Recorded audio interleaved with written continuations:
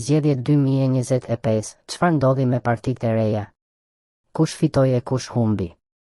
Zgjedhjet parlamentare të 11 majit 2025 u cilësuan si një test për demokracinë shqiptare dhe një mundësi për qytetarët që të ndëshkonin apo shpërblenin me votë qeverisjen dhe opozitën tradicionale.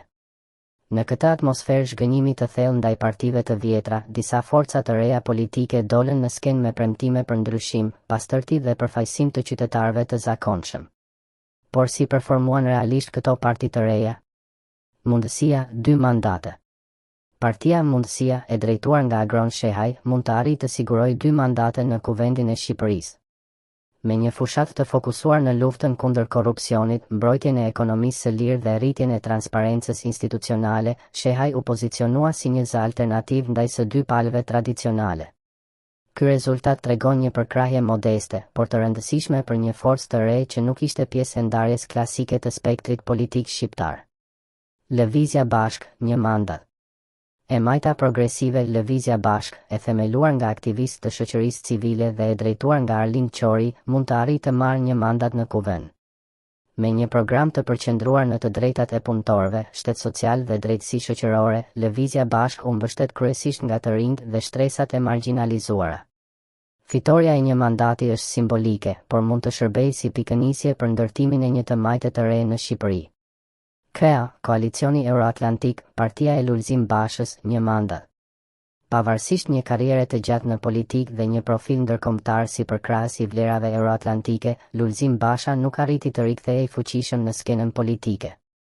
Partia e tij, KEA, mund të arrijë vetëm 1 mandat, duke konfirmuar se ndarja nga PD dhe qëndrimi i paqartë përballë skenës së polarizuar shqiptare nuk rezultuan strategji fituese.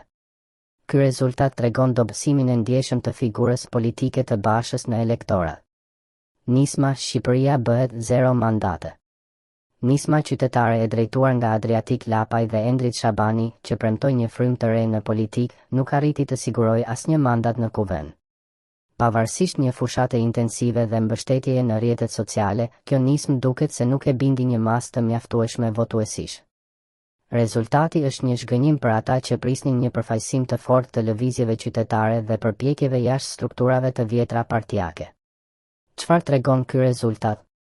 Ky rezultat është dëshmi se partitë e reja kanë terren për të rritur, por edhe se ndërtimi i besimit dhe strukturave organizative është një sfidë e madhe në Shqipërinë postkomuniste, ku vota shpesh ndikohet nga klientelizmi, frika dhe mungesa e informacionit.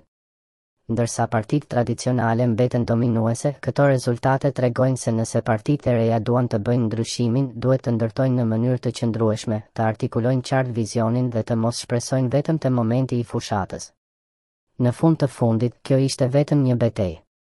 Ndryshimi nuk ndodh në një ditë, por kërkon përkushtim, transparencë dhe një lidhje të vërtetë me qytetarët.